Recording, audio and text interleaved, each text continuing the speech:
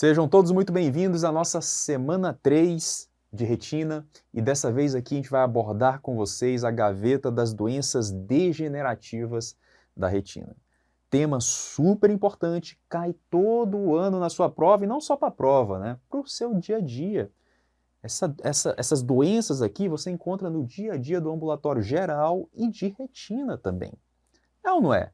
Olha só, a gente vai falar hoje de degeneração macular relacionada à idade. Essa aqui é a grande causa daquela pilha de prontuários no ambulatório da retina, não é assim?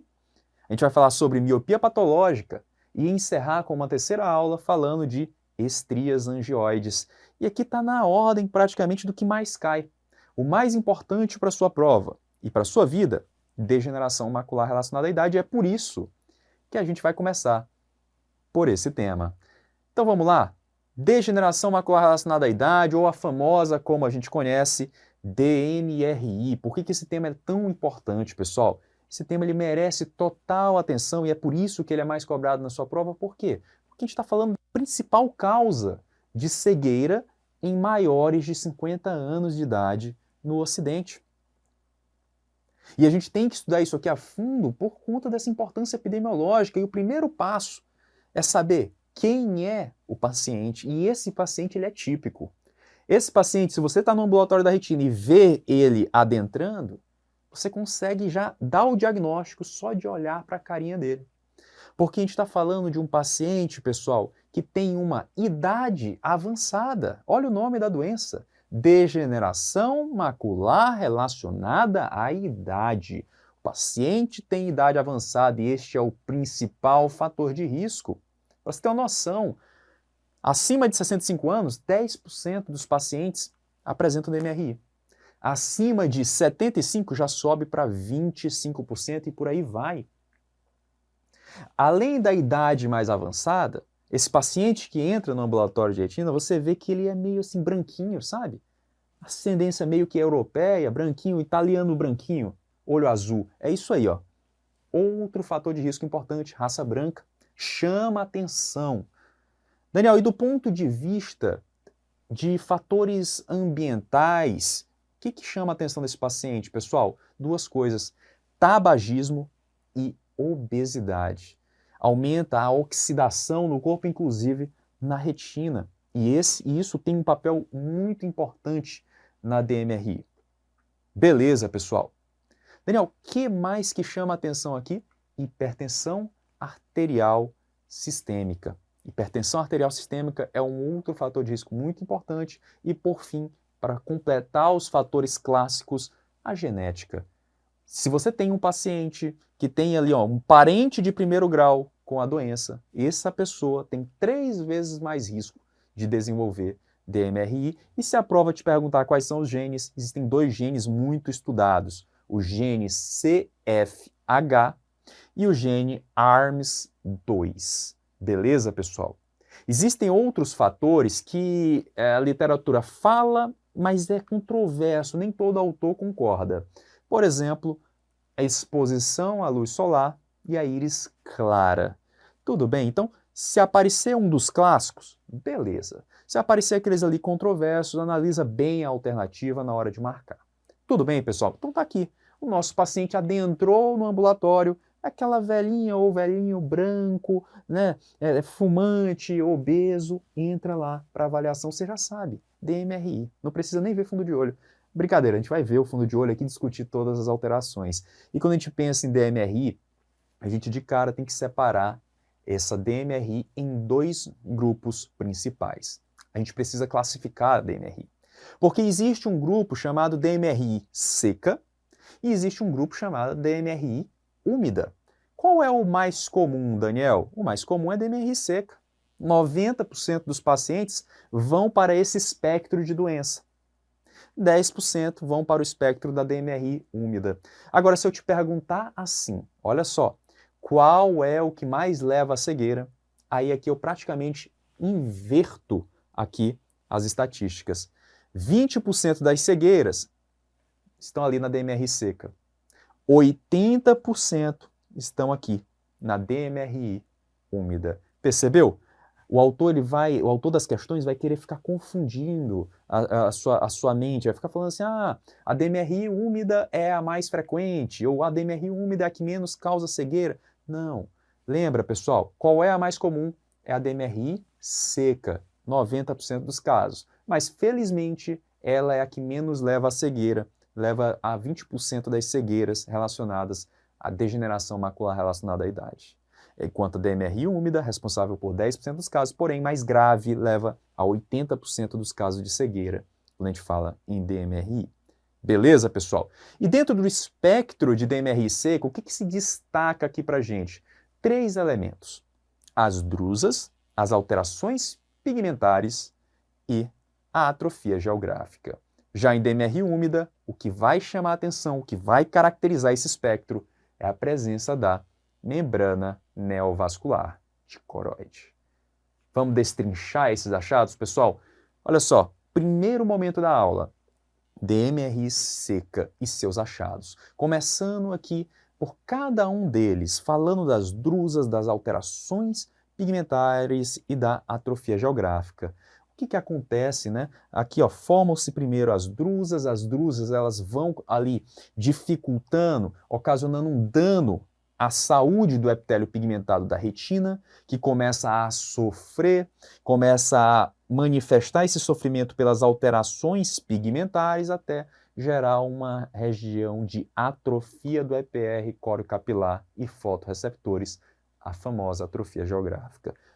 Vamos andar por todo esse espectro e caracterizar essas alterações para vocês. Drusas, pessoal. A drusa é um achado típico, é um sinal característico, costuma ser aí, pessoal, o primeiro achado, vamos dizer assim, da doença DMRI. E o que são essas drusas? As drusas, por definição, são o quê? Excrescências do EPR. Daniel, fala para mim melhor aqui. Lembra, o EPR tem uma relação muito importante com o fotorreceptor e tem um metabolismo muito ativo, não é assim? Ele ajuda aqui, ó, na fagocitose dos segmentos externos, na renovação dos segmentos externos fotorreceptores. Só que desse metabolismo, pessoal, existe a formação de metabólitos que o EPR precisa jogar fora, não é assim? E o que ele começa a fazer, né? Ele começa a pegar esse material rico aí em lipídios, proteína, esse material hialino, e começa a jogar fora. Joga para onde, Daniel? Para trás dele, para córeo capilar. Ó. Ele vai pegar aqui, metabólito, joga para córeo capilar se desfazer desse metabólito. É mais ou menos isso que acontece. Ele vai jogando para trás ao longo da vida, vai jogando, vai jogando, vai jogando. Só que chega um momento que o que acontece, pessoal? Vamos dizer assim, esses restos aí desse material hialino rico em lipídios, ele começa a se acumular. Ele começa a se acumular entre o EPR e a córeo capilar, a membrana de Bru.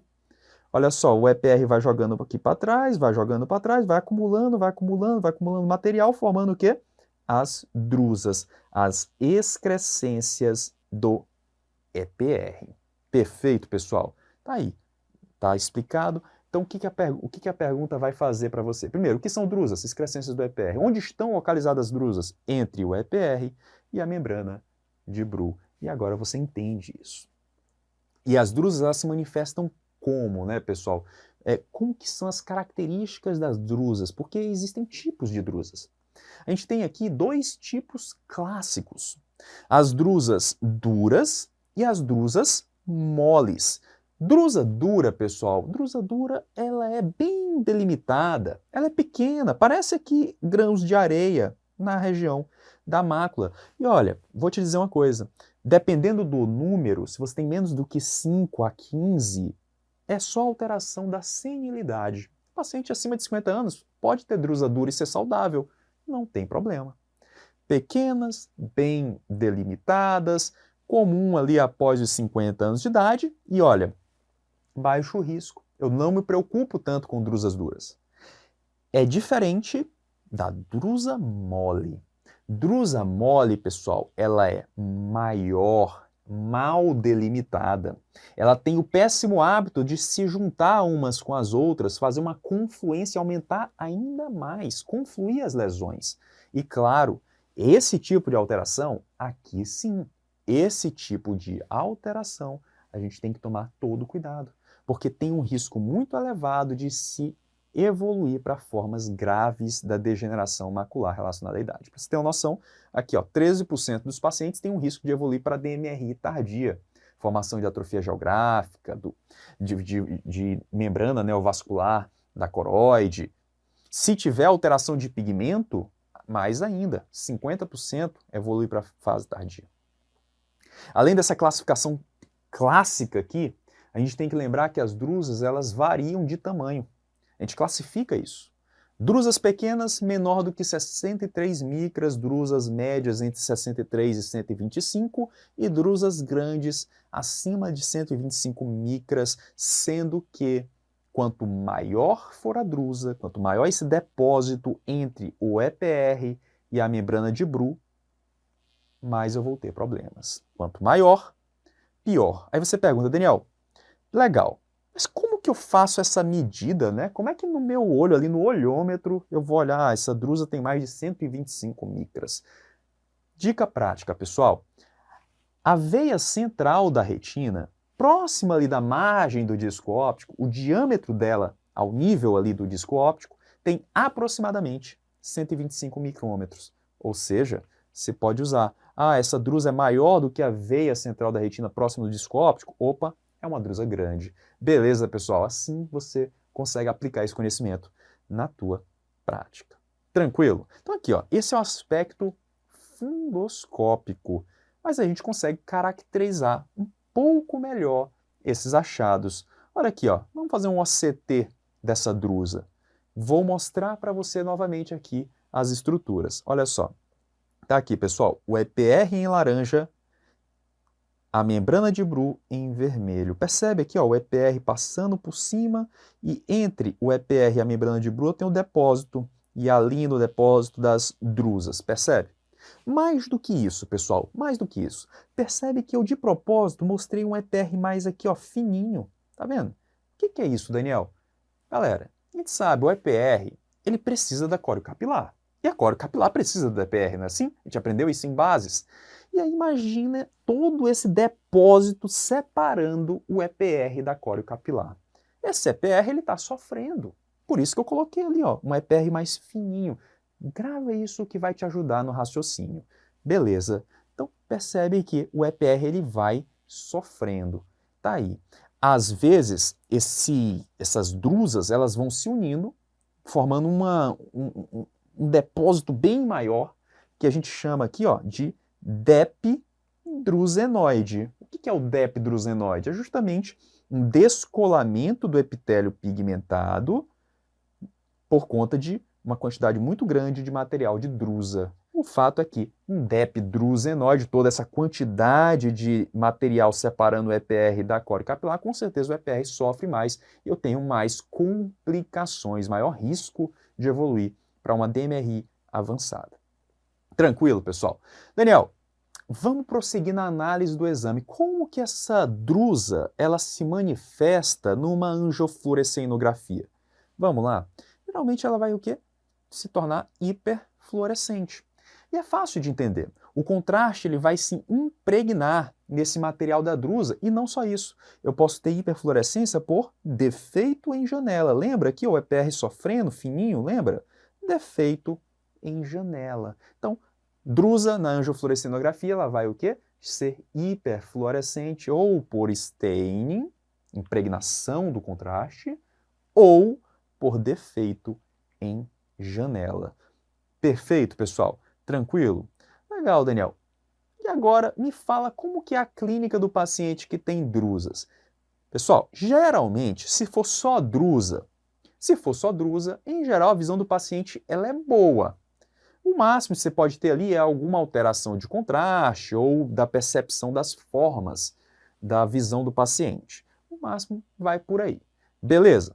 Agora, formou-se as drusas, o EPR começa a sofrer e ele vai para um segundo momento. a formação das alterações pigmentares. E aqui, pessoal, seja uma hiperpigmentação ou uma hipopigmentação, você tem caracteristicamente maior risco de formas avançadas. O que quer dizer essa alteração pigmentar? É um sofrimento do epitélio pigmentado, ou seja, ele está em sofrimento, ele está ali evoluindo a sua doença. Tranquilo? Olhou a alteração pigmentar aqui, ó, hiperpigmentação, opa, maior risco de formas avançadas, e é isso que eu preciso que você grave a respeito da alteração pigmentar. Com o passar do tempo, aquele EPR em sofrimento, ele vai morrer, ele vai atrofiar, EPR atrofiado, fotorreceptor vai atrofiar, córeo capilar também. E aí você tem a famosa atrofia geográfica, uma região de atrofia do EPR, da córeo capilar e dos fotorreceptores. E a gente precisa estudar bem a atrofia geográfica, pessoal, porque ela tem um aspecto muito característico lá no nosso OCT. Primeiro, de definição, né? É a fase avançada da DMRI seca. A atrofia geográfica, em geral, é uma área de atrofia EPR, fotorreceptor e córeo capilar, maior do que 175 micrômetros. E ela se manifesta dessa maneira aqui. Olha só, uma região de atrofia. Se você estudar a atrofia geográfica, por exemplo, por meio de uma autofluorescência, como que vai estar essa autofluorescência, pessoal? Não precisa nem decorar, tá? Vamos lá, quem raciocina aqui, ó, é melhor. Porque imagina, pessoal, a autofluorescência estuda a saúde do EPR, não é assim? A autofluorescência faz brilhar o quê? Lipofuscina, não é assim que você aprendeu? Se eu tenho a morte do EPR, a atrofia do EPR, o que eu vou ter na atrofia geográfica, pessoal? Ausência de lipofuscina, hipoautofluorescência. Está explicado e você não precisou. Agora, olha que interessante. O entorno, você percebe que é hiperautofluorescente. Por quê, né, pessoal? Isso aqui é um conceito muito bom para a sua vida, para o seu dia a dia. Isso significa que essa região do entorno aqui, eu tenho EPR que está sofrendo. O EPR que está sofrendo, ele não consegue metabolizar a lipofuscina. E ela começa a acumular dentro da célula do EPR. E aí eu tenho esse aspecto hiperautofluorescente nas áreas que estão sofrendo. Qual é o conceito que eu tenho que ter? Provavelmente, no futuro, essa atrofia geográfica ela vai crescer na direção em que eu tiver essa hiperautofluorescência. Tem aqui uma função prognóstica a análise da autofluorescência. Beleza? Então, lembra, hipoautofluorescência, EPR atrofiado. Daniel, além da autofluorescência, como que vai ser a angiofluorescenografia? Precisa decorar? Não, se eu tenho ali uma região de atrofia do EPR, eu tenho uma janela, um defeito em janela. Fica fácil de eu ver aqui, ó, o corante da angiofluorescenografia na região da coroide. E aí eu tenho uma hiperfluorescência por defeito em janela.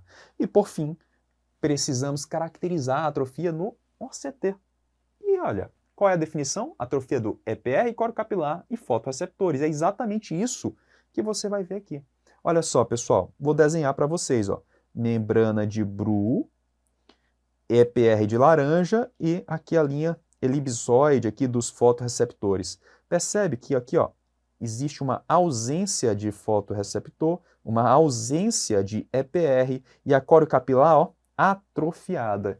Isso que você vai encontrar no paciente com atrofia geográfica. A atrofia do EPR é tanta que percebe que a luz do OCT, ó, ela fica hipertransmissível pela coroide. A gente consegue observar claramente a luz do OCT passando aqui, ó, com facilidade na região da atrofia.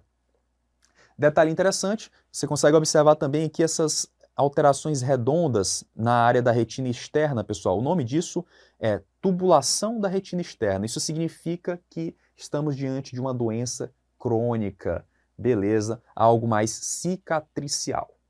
Tranquilo, pessoal? Então tá aqui. É isso que você encontra. Atrofia de EPR, fotorreceptores e córeo capilar. Beleza, pessoal? Então, ó, em resumo, tá aqui como se manifesta uma atrofia geográfica. Daniel, beleza. Eu vi que nas drusas a visão ela é boa, né? Altera ali percepção de contraste, né? De forma. Ok. E na atrofia geográfica, como que é a visão? Eu digo para você, depende. Depende, porque se a atrofia geográfica poupa a fóvea, a visão é boa. Agora, se ela acomete o centro da visão do teu paciente, aí é péssima o prognóstico e a acuidade visual. Porque até hoje a gente ainda não desenvolveu um tratamento eficaz para a atrofia geográfica. Tudo bem, pessoal? Tranquilo? Legal, Daniel. E falando em tratamento, né? Falando em tratamento, estou aqui diante do meu paciente com DMR seco, o que eu devo fazer? Vamos lá, pessoal? Primeira coisa, tirar os fatores de risco. Então, ó, adeus obesidade, sai daí o tabagismo, melhora a hipertensão arterial do teu paciente. Há algumas recomendações também com relação à dieta, aumentar a ingesta de folhas mais verdes, né, verduras e vegetais. Pode ajudar o teu paciente do ponto de vista aqui de hábitos. Beleza, pessoal? Tranquilo. Segundo ponto, você precisa aqui orientar o paciente a usar o que a gente chama de tela de Amsler. Qual é a ideia da tela de Amsler, né? Esse paciente ele vai usar essa tela, vai colocar em algum lugar fácil, né? Bote na geladeira e todo dia pela manhã ele vai olhar com um olho e depois vai olhar com o outro. O correto é ele enxergar as linhas perfeitas aqui com um pontinho ali central preto. Esse é o correto. Se esse paciente complicar, por exemplo, com a formação de uma membrana neovascular, por exemplo, evoluir para uma DMR úmida, o que vai acontecer? Uma baixa imediata ali da visão e também uma metamorfopsia das linhas. Isso é, nesse momento ele tem que buscar ajuda oftalmológica imediatamente. Beleza? Então, tratar fatores de risco, melhorar os hábitos alimentares, orientar a tela de Amsler. Perfeito. Daniel, e remédio? Tem remédio? Galera, tem remédio, de acordo com o clássico estudo AREDS. Tudo que a gente fala aqui na aula, muito do que a gente fala, é baseado no estudo AREDS.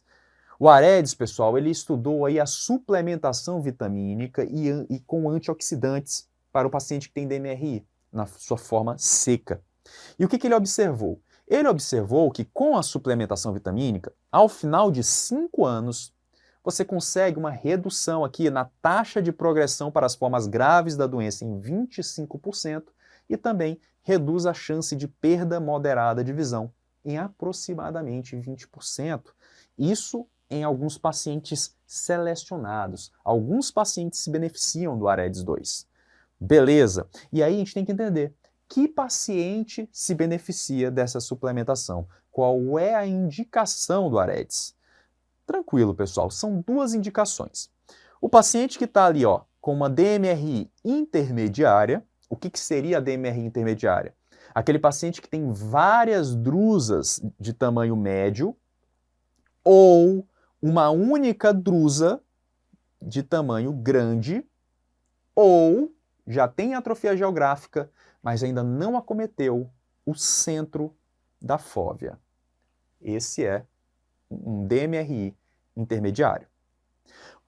Ou DMRI avançada, é outra indicação. O que é a DMRI avançada? Tem atrofia geográfica, que acomete o centro da fóvea, ou já desenvolveu neovascularização de coroide. Detalhe, em um olho. Claro, a ideia aqui é prevenção. Então, eu quero que, se ele está com a DMRI avançada, eu quero prevenir o outro olho de ter o mesmo destino que esse aqui. A ideia é essa. Beleza, pessoal? Então tá aqui. Essa é a grande indicação. DMRI intermediária ou DMRI avançada em um olho. Beleza, pessoal? Tranquilo. Legal, Daniel. E como que é essa suplementação vitamínica? Olha só. Existe a suplementação do estudo, da primeira versão do estudo, o AREDS 1. Existe aquela que a gente usa atualmente, que é o AREDS 2. No AREDS 2, que é o que se usa atualmente, a gente tem exatamente isso aqui, pessoal. Olha só. Primeiro, vitamina C, 500 mg, vitamina E, 400 unidades, a luteína, eu boto aqui, ó, TEN de 10 mg, bobeira, mas para você não errar, tá?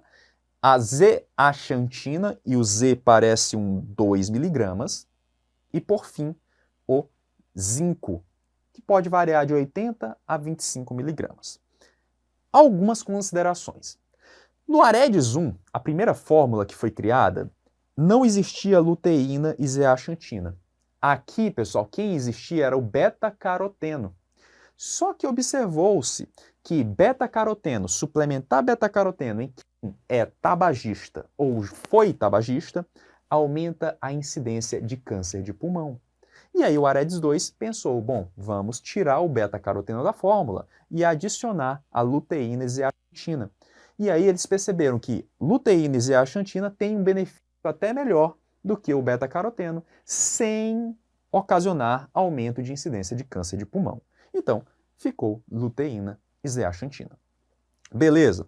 Com relação ao zinco, pessoal, zinco com 80 miligramas, ele causa alguns efeitos colaterais no trato geniturinário, por exemplo, sanguíneos. E aí, o que você costuma fazer para evitar esses efeitos colaterais? Você adiciona 2 miligramas de cobre, beleza?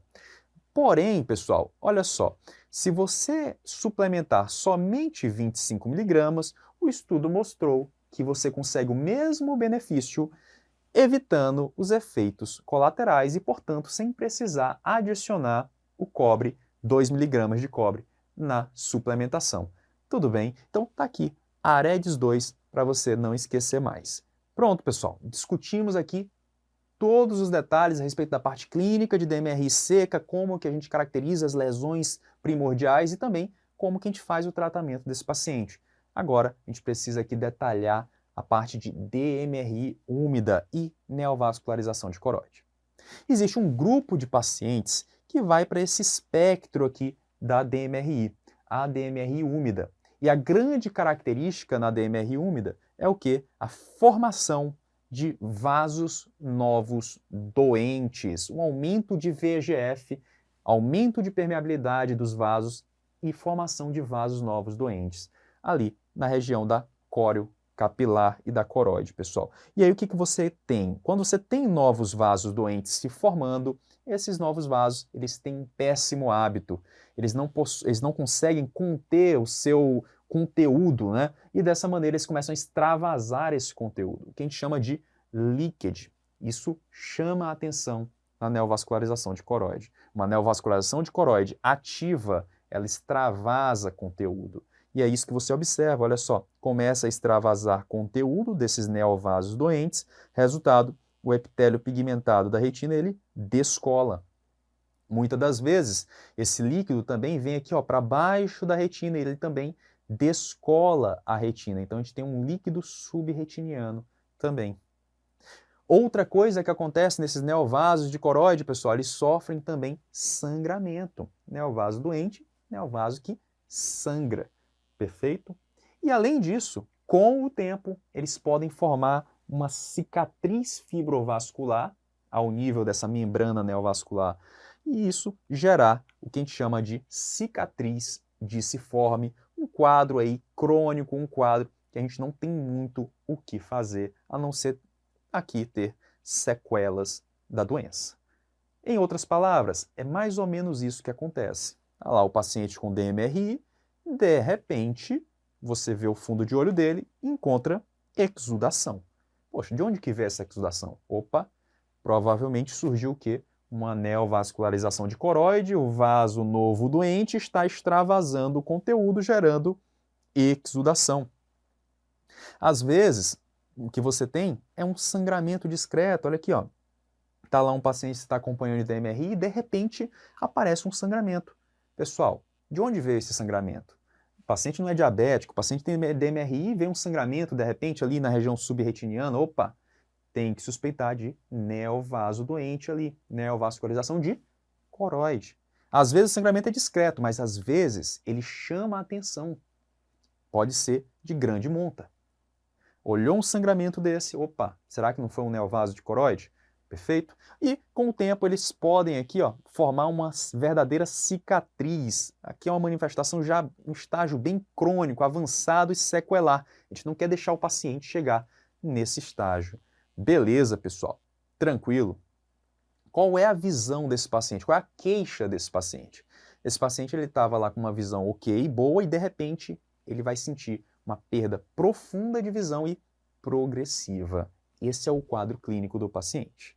Beleza, pessoal? Tranquilo? Daniel, Legal, entendi aqui as manifestações da neovascularização de coroide e agora eu preciso entender como aí que é esses neovasos de coroide com base nos meus exames complementares, começando pela angiofluorescenografia.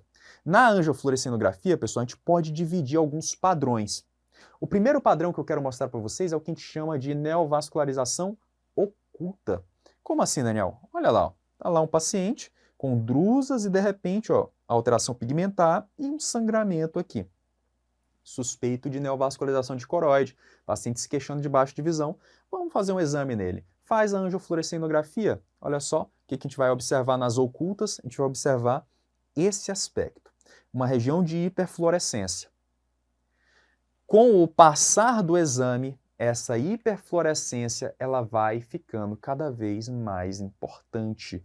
É isso que a gente chama de leakage, extravasamento que vai aumentando com o passar do exame da angiofluorescenografia. Por que a gente chama ela de oculta, pessoal? Porque, olha só, eu não consigo definir onde está a membrana. Eu vejo aqui uma hiperfluorescência difusa. Geralmente, nesses padrões aqui, a neovascularização está embaixo do EPR. Por isso, a gente não consegue definir tão bem a membrana. E essas membranas ocultas são as mais comuns, 87% dos casos. É diferente do padrão clássico, pessoal. No padrão clássico, você tem lá uma região de sangramento, uma lesão meio que esverdeada, acinzentada, para te fazer lembrar, esse é o aspecto de uma neovascularização de coroide. Você faz a angiofluorescenografia. Nesse caso do padrão clássico, 13% dos casos, apesar de ser clássico, é menos comum.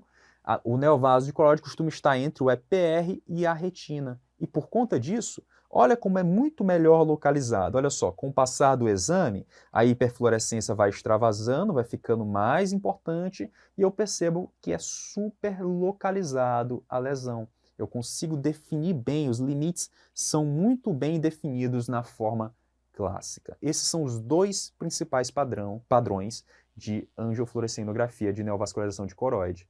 Beleza? A gente pode também classificar quanto à localização dessa membrana. Isso é importante para o nosso tratamento. Porque a membrana ela pode estar ali, ó, distante da fóvea, acima de 200 micra, extrafoveal. Ela pode estar próximo da fóvea, que a gente chama de justa foveal, ou seja, menos de 200 micras do centro da fóvea, ou ela pode ser considerada foveal. O que é isso? Subfoveal. Quando ela atinge o centro da fóvea. Isso é importante, porque, por exemplo, a gente não vai usar laser numa membrana que está aqui, ó, embaixo da fóvea, nem numa membrana que está perto da fóvea. A gente usa em membranas que estão distantes da fóvea. Então, se você for tratar com laser, vai tratar as membranas distantes da fóvea com laser. Beleza, isso tem repercussão no tratamento. Tranquilo, pessoal. Outro exame fundamental, e aqui eu quero que você bote aí várias estrelas, porque tem caído todos os anos uma questão sobre isso, pessoal. Classificação quanto o OCT. O OCT, além de fazer o diagnóstico, te permite o acompanhamento da doença, te permite ver se o teu tratamento está fazendo efeito, se está melhorando o quadro do teu paciente. E aí, quando a gente avalia pelo OCT, a gente tem 3 tipos de membrana. A membrana do tipo 1 é aquela que está localizada, pessoal, embaixo do EPR. Vou desenhar para você. Olha só, em azul, retina neurosensorial. Em laranja, EPR e em vermelho, a membrana de Bru. Percebe que aqui, ó, a membrana está localizada abaixo do EPR. A gente chama isso de membrana do tipo 1. Sub-EPR. Um exemplo clássico de membrana do tipo 1 é aquela que acontece na vasculopatia polipoidal da coroide, por exemplo. Beleza, pessoal? Na membrana tipo 2, a membrana neovascular está localizada entre a retina e o EPR. Eu decoro assim, ó, membrana do tipo 2, ela está localizada onde, ó? Entre os dois. Tá lá, decora assim, entre retina e EPR. Membrana do tipo 2 está localizada entre os dois. Grava assim para não errar mais. E a membrana do tipo 3 ela é diferentona, né? A membrana do tipo 3, a neovascularização surge lá nos plexos profundos, plexo capilar profundo da retina, e de lá ela desce até a coroide. Então, lá no plexo capilar profundo, na camada nuclear interna, até o plexo, até a coroide. Perdão. Aqui, o clássico é a proliferação angiomatosa da retina é o nome que a gente dá para essa neovascularização de coroide do tipo 3. Proliferação angiomatosa da retina. Perfeito, pessoal. Se você analisa pelo OCTA, você encontra exatamente isso. Olha só, na membrana do tipo 1, você coloca a segmentação ali, ó, abaixo do EPR, você identifica claramente a localização. Claramente aqui, a membrana neovascular. Na membrana do tipo 2, pessoal, se você localiza ali ao nível da retina, plexo superficial, não vou encontrar membrana. Lá no plexo aqui profundo, ainda não vou encontrar membrana. Mas se eu colocar aqui, ó, na membrana do tipo 2, entre o EPR e a retina neurosensorial, a gente encontra a membrana neovascular. Então o OCTA também surge aí como uma grande opção para avaliar as membranas neovasculares. Na membrana do tipo 3, da mesma maneira, e aqui, ó, já na camada nuclear interna, a segmentação da camada nuclear interna, a gente já percebe aqui a membrana neovascular, que se você for descendo a segmentação, você vai percebendo ela chegando até ao nível da coroide. Essa é a característica da proliferação angiomatosa da retina. Começa lá na camada nuclear interna da retina, plexo capilar profundo, e vai até ali a coroide. E você observa muito bem isso aqui no mapa de fluxo, né? Vindo aqui um fluxo da retina para a região aqui sub-EPR. Beleza, pessoal? Tranquilo, ó. Muita atenção para esses tipos de membrana. Isso tem caído todo ano na tua prova. Virou modinha essa questão. Vocês vão ver isso na sala de treinamento. Qual é, então, pessoal, o tratamento para o paciente que tem aí DMRI úmida, neovascularização de coroide? Qual é o nosso algoritmo aqui? Pessoal, primeiro ponto, quem você vai tratar? Paciente que tem uma membrana ativa. E o que é essa neovascularização de coroide ativa? É aquela que tem aqueles achados clássicos de atividade. Líquido subretiniano, hemorragia, edema retiniano. Opa, diante desses achados, eu estou diante de uma membrana neovascular ali ativa. Beleza. E a evolução do tratamento, ela aconteceu aí ao longo dos anos. E é importante vocês lembrarem e entenderem isso. Na década de 80, a gente tinha o quê? A gente tinha laser. E aí, pessoal, ó, estudo MPS mostrou que a fotocoagulação poderia ser utilizada nesses pacientes.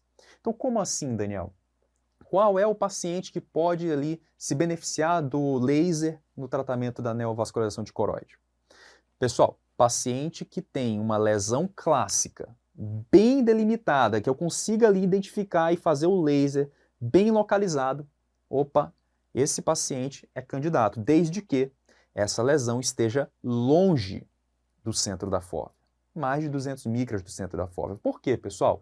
Muito simples. Esse laser é um laser que também mata a retina. E eu não quero ali atingir o centro da fóvea com esse laser. A ideia é essa. Só que aí tinha um problema. Boa parte dos pacientes tinha neovascularização de coroide que envolvia o centro da fóvea. E aí, que tratamento a gente fornecia para esses pacientes? E aí, nos anos 2000, por meio do estudo TEP, do estudo VIP, a gente identificou a importância, a função do PDT, a terapia fotodinâmica. O que é essa terapia fotodinâmica, pessoal? Aqui a gente utiliza uma substância chamada verteporfina. A verteporfina é uma substância que, ao ser infundida no corpo, ela tem um tropismo muito grande pelas células dos neovasos da coroide. E aí ela se acumula ali na parede desses neovasos. E aí, olha só, utilizando esse laser que a gente chama de laser frio, um laser ali de 690 nanômetros, que não lesiona a retina, esse laser ele ativa a verteporfina, e essa verteporfina ativada gera uma reação de oxidação e trombose dos neovasos. Então a gente tinha aqui pela primeira vez uma opção para tratar os pacientes que tinham neovascularização de coroide ali subfoveal ou ali envolvendo a fóvea dos nossos pacientes. E essa era a grande indicação para esses pacientes. Porém, os resultados não eram ainda tão bons assim, pessoal. E aí foi mais recentemente que a gente encontrou a grande classe aqui dos anti-VEGFs. Essas medicações aqui revolucionaram o tratamento da DMRI e hoje é o padrão, é o que se utiliza para tratar DMRI úmida com membrana neovascular ativa. Pela primeira vez na história, pessoal, a gente tinha pacientes com DMRI úmida ganhando até 15 letras de visão. Esse é o tratamento padrão. E a história é até interessante, né? A descoberta dessa relação do uso de anti-VEGF com a melhora da visão em paciente com DMRI úmida, ela aconteceu ali nos pacientes que tratavam de câncer de cólon. Paciente com câncer de cólon e que também tinha DMRI. Uma das medicações que se utilizava para o câncer de cólon era o bevacizumab, o Avastin.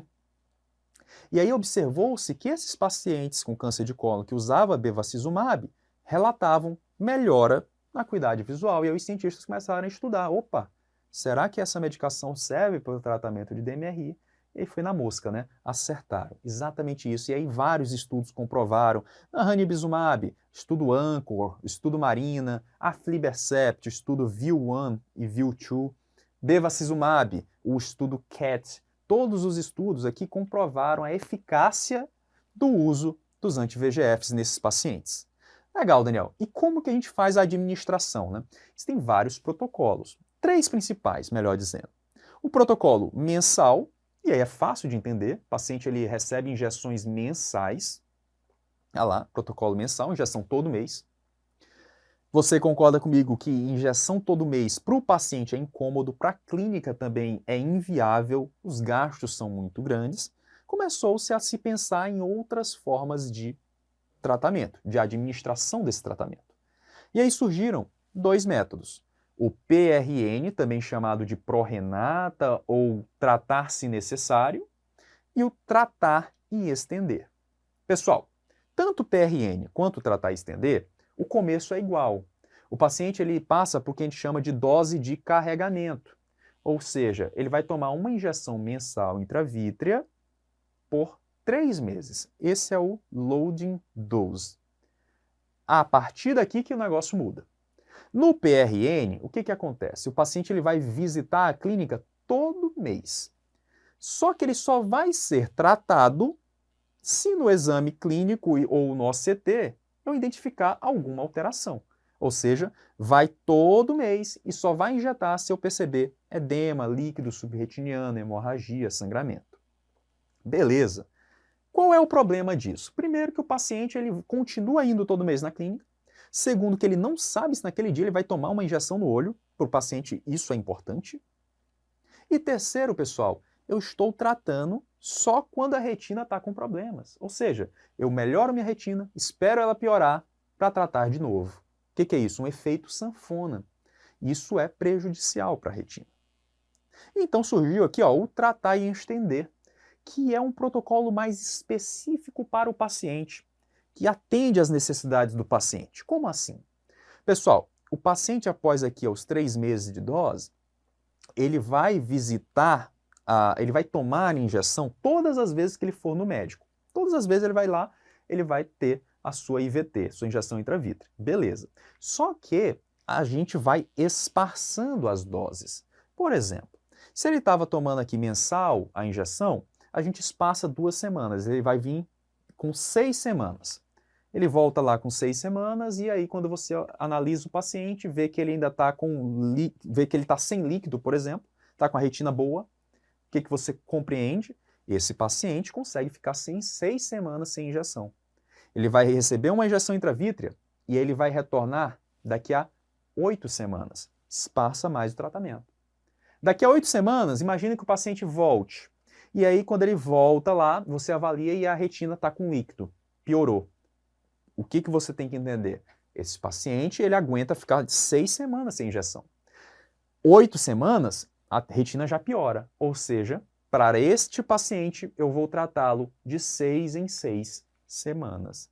Percebeu? Então, injeta em toda visita, porém, a cada visita a gente vai espaçando de acordo ali com a tolerância do paciente. O máximo que se esparça é 12 semanas, segundo os estudos. Beleza, pessoal? Galera, era isso que a gente tinha para discutir aqui com vocês. Espero que vocês tenham gostado. Essa é uma aula com mais detalhes, porém fundamental, cai demais na tua prova. Eu tenho certeza que com o que foi dito aqui, você acerta todas as questões. Valeu, galera!